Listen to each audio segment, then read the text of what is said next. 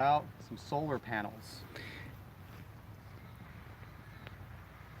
So this is Nathan Lafata. He is our student at the Patel College of Global Sustainability and one of my mentees, which gives him the either enviable or unenviable, depending on how things work out, task of taking what I had done as a graduate student and amping it up to the next level so that we can benefit ever more people. When I was a graduate student, I was living at the Los Angeles Eco Village, and I went off-grid in an urban apartment in Los Angeles. And now Nathan is here in Florida, coming from West Virginia after an experience in the Peace Corps in Burma, and he's going to be going off-grid in that little RV over there where my wife and I spent our honeymoon and began our married life for several months before we moved into that RV over there. So Nathan's going to have the experience that Li Zhu, one of our other students, had. But Nathan has never done any of this before. So I'm calling this series Going Off-Grid at Rosebud from Zero to Hero. Zero to hero. So what he needs to know now is how to use the voltmeter and figure out if these panels are putting out the right voltage. We know that they're a bit dirty here. They need to be cleaned. We know that some of them are discolored and probably aren't producing as much current as they ought to.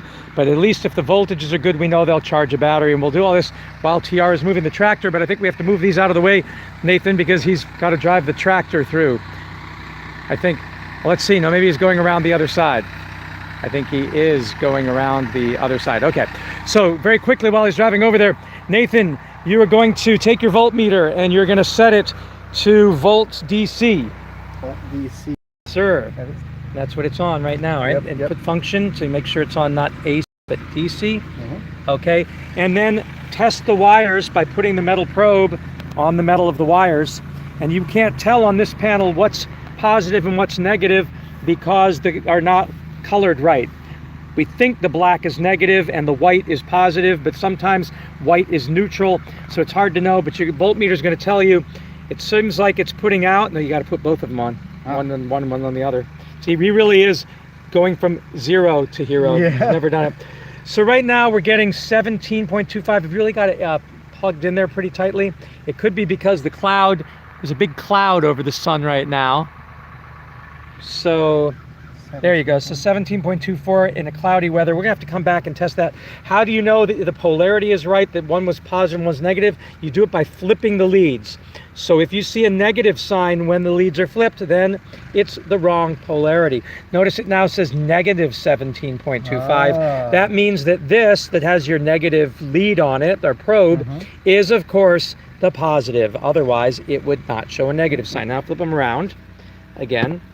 This is for people who've never used a multimeter or a voltmeter ever before in their lives. Like me, yeah. Okay, like him. So now you know that because the red is on the white wire and the black is on the black wire, and it's showing no negative sign, that this is the positive and this is the negative. Remember that. This is good for this time because the black is in fact the black, okay? But you always have to test these things because somebody might have wired them. Yeah. They might have wired them on. Let's try the next panel over there, and then we'll get over there to be with TR. Yeah. And this is going to start our series as you go from zero to hero here. Yeah, we're going to see how this works and how I can... And just remember, don't do anything without asking, because you have allies. You're not in one of those live reality TV shows where they threw you on a desert island or out in the jungle and you have to survive for 30 days. It's not Naked and Afraid. It's clothed and... Clothed and terrified. Clothed and still terrified, okay.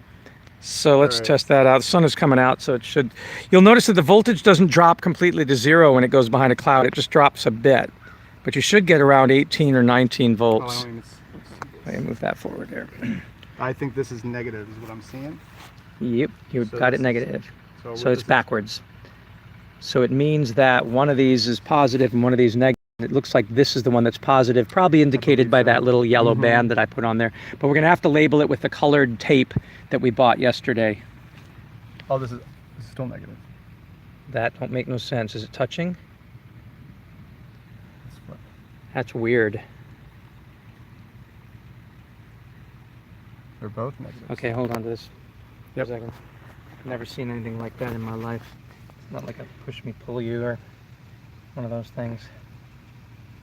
No, it's not. Oh, okay. And see now, look at the voltage. Yeah. 19.59. 19 point. Yeah. So that's good. That's really good. It's really good.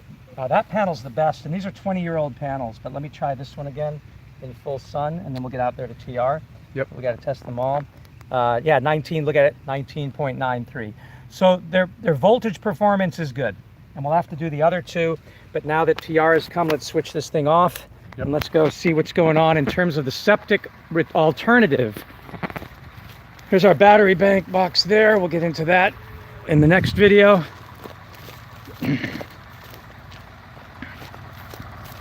So if you too are a total noob, if you're a total noob like Nathan, then this is the place to come.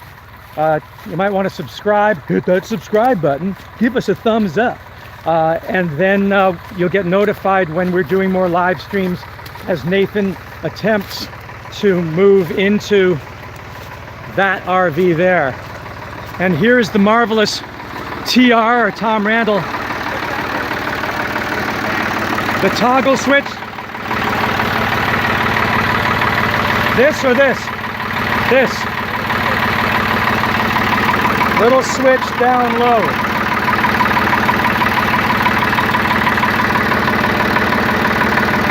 This. There we go.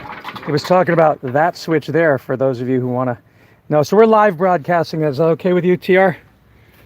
All right, we're streaming this. So, folks, this is our septic alternative. It is a Solar Cities IBC tank biodigester, and it is going to take all of the gray water and black water from the RV over there. We're doing the exact same thing in my RV, and we've been doing it for 4 or 5 years now, so we know it works. And this handles about 2 to 4 people's worth of gray water and black water, but we didn't dig it deep enough. We dug this hole and put it in on a very cold, rainy day when a Canadian documentary film crew was here making a film called The Future Is Shit. And we were supposed to be one of the features in it. We've not heard back whatever happened to that documentary film. They even had a photographer from National Geographic who was with them, who's in the Tampa area.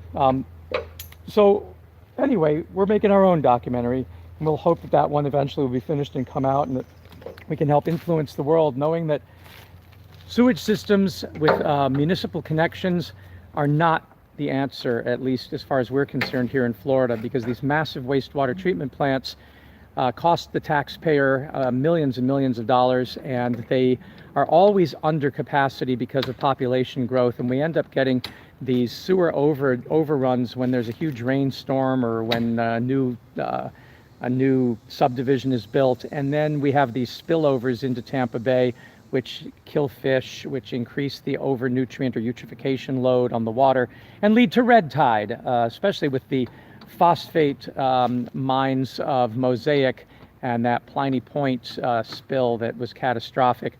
Our coastal environments here in Florida are very sensitive, and they cannot handle this much phosphorus and nitrogen and potassium and other nutrient overloading them. It's just the ecosystems cannot adapt to that, and we're losing tourism dollars here, we're losing wildlife, we're losing the beauty and benefits of being in Florida. So if you care about Florida, you want to find a solution, making sure you're not part of the problem, and one of them is to improve on the septic system and use biodigesters instead. And there are companies all over the world doing this. There's Little Green Monster in South Africa, for example, that makes biodigester septic alternatives. The biodigestors of Rotoplas in Mexico and in Brazil. You can go to a Home Depot type place. In fact, in Mexico City, it is Home Depot, and you can buy a biodigester as a septic replacement. So many countries have moved to away from traditional septic tanks to a better design that allows anaerobic process to produce both liquid fertilizer and biosolid fertilizer, and produce biomethane that you can use at home or you can use in the community. So we're doing that with ours, but we didn't dig deep enough on that cold, rainy day.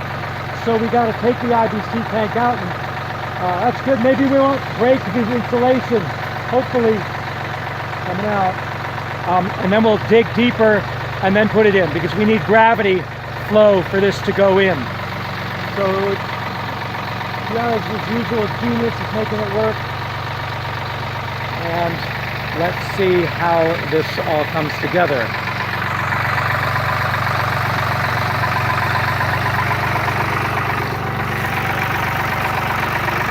So that's Tom Randall.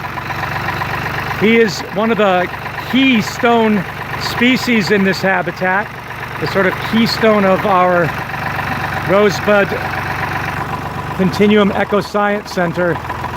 Without his genius, we would be unlikely to have done anything here, whether it's building the solar pavilions, solar carport, the solar pole mounts, whether it's creating the greenhouse, whether it is making the composting toilets or the beehive. So TR is the guy. And if you're looking for a genius in nexus thinking, in everything carpentry, mechanical engineering, out-of-the-box thinking for creativity, that's your guy, Tom Randall, TR, at Rosebud Continuum, working with the Bishop Construction Company. So he's laying that down there, and now we have the box. So if we can get down in there, we should try to gently get the box out to see if we can do it without damaging it. Oh, look at that big, that was, by the way, that was a huntsman spider. You will find them in your RV. They don't hurt people, and they do kill roaches. So they're good to have. And sometimes the female huntsman will come in, the big spiders, the big brown spiders. They are not brown recluse spiders, which would be very painful, if not deadly to some people. These are huntsmen, and the females carry a big white egg sac underneath that's like a disc about this big. That's how you recognize the female. And sometimes they'll come in the RV to breed. And then you'll find tiny little spiderlets, babies crawling on your ceiling and wall. They dissipate very quickly. We don't hurt them. Even my son, my baby son, sometimes he pokes at them and stuff. But they don't nest inside the RV. They seem to breed there and then go out. But occasionally a big one will be in the RV hunting for roaches if you have them. So we like the huntsmen. They're really good to have. So that's good. Okay, so getting into the hole, I guess you have enough room on the side maybe to get down. Maybe I'll try to get in there too. Or you want to just try to jump down?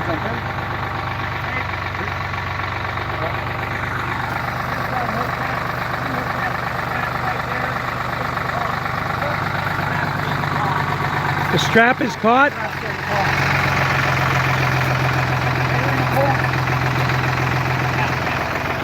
Okay.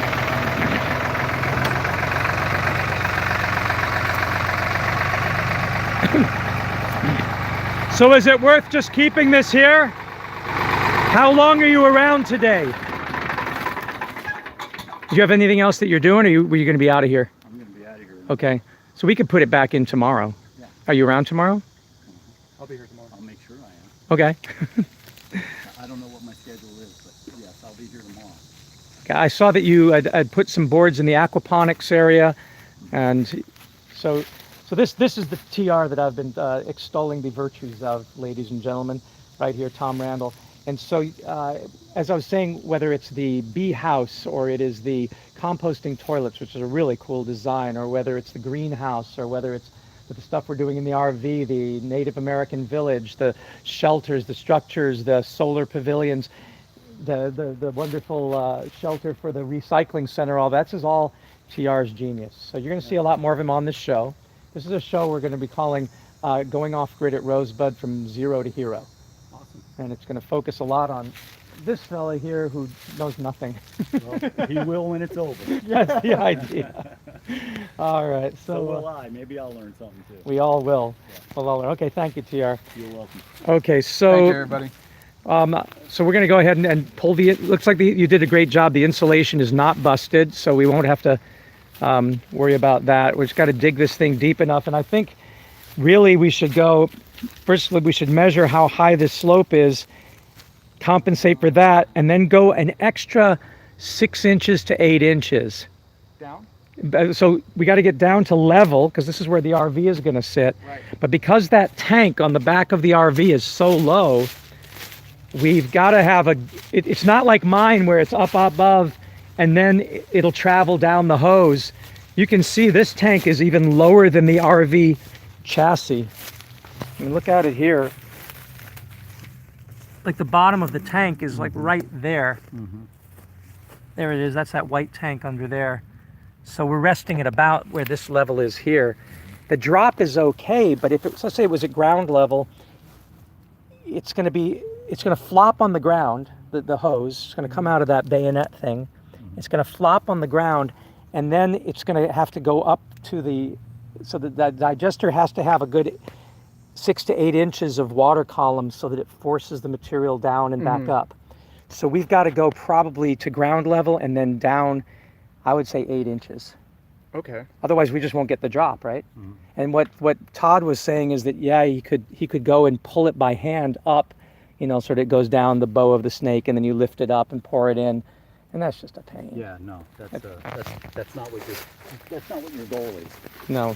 Your goal is to make it functional, not semi-functional. Yeah.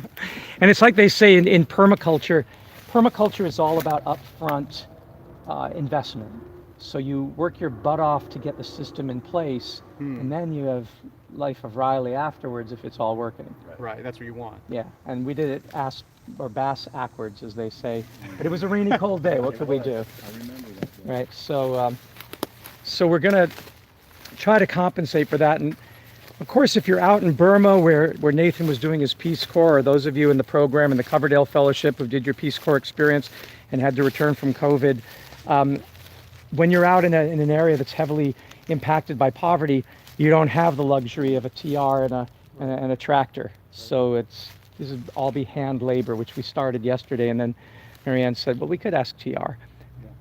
But I think he still needs to suffer. Oh, he's got enough to suffer suffering. now. He's still got suffering. He's still got this, right? You don't have the digger. Last time TR had the digger and was able to... You did it. I did a little. Yeah. I did a little. I'm learning to be a driver. When you do take the dirt out, throw it over towards the side so we can still get the tractor up in here. You can throw it on that side too, just so we can get the tractor back up here.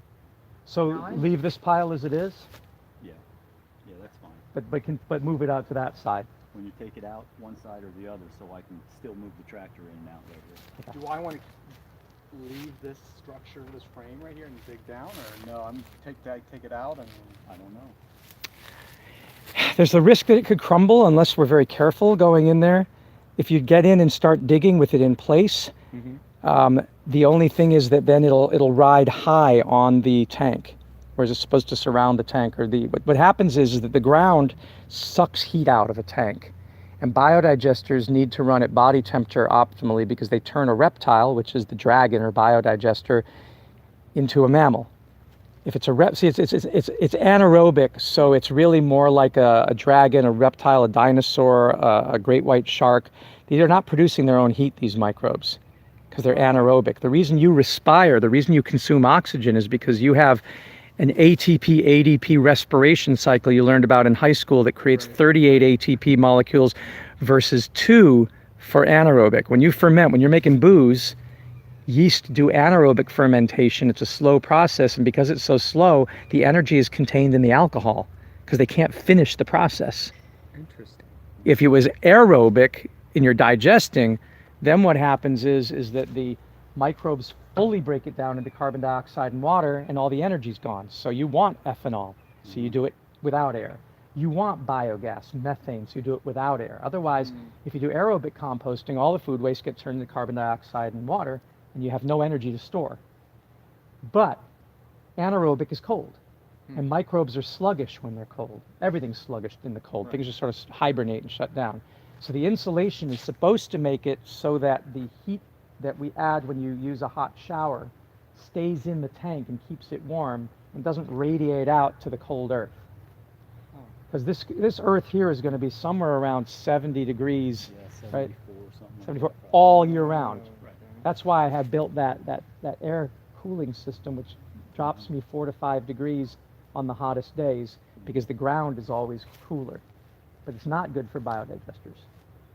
So the insulation is critical. So I'm just saying, if we dig down and leave the insulation where it is, then the bottom part of the tank is It'd just... probably be easier for you to take it out anyway.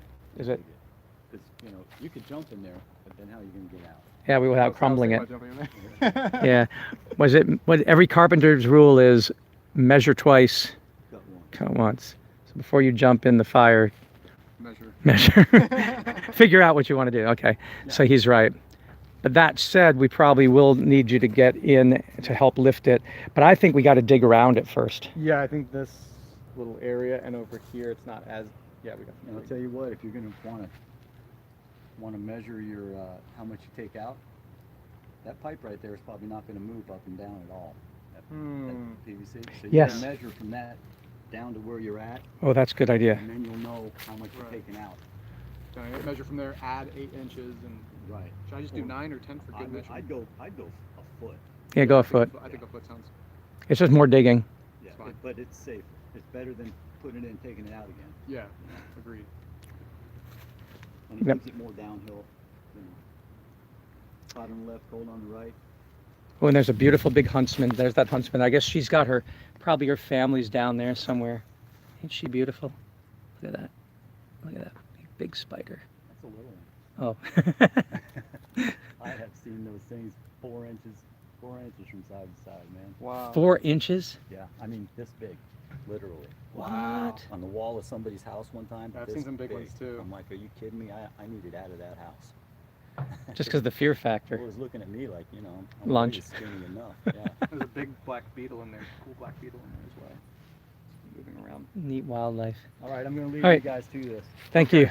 All right, I'll be around tomorrow. Thank you, Let me know TR. if you need anything. I probably need you to drop that if he gets it done today. All right. So we'd Nice appreciate talking to all of you. Yeah. Thanks. And there you have it. So that's Tom Randall, everybody. Rosebud Continuum Bishop Construction. All right, so we're going to go get a tape measure, and then we're going to I have one in my shed. So let's go over to the shed and get a tape measure. So this is our first episode of From Zero to Hero at the Rosebud Sustainability Continuum. And if you like what you're seeing, please do hit that subscribe button and hit that like button. Maybe eventually we can get enough likes and subscriptions that some advertisers will be interested. Maybe we can start funding the Rosebud Continuum operation and be able to go to the next level with our students here. So we sure appreciate that. The idea of Rosebud is to create a location here in South Florida that can serve as a hub for those who want to live the good life without causing harm to any other life.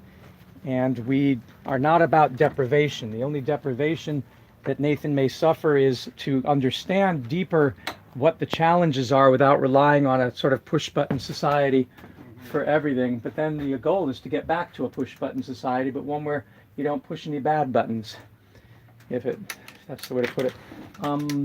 Gee, where?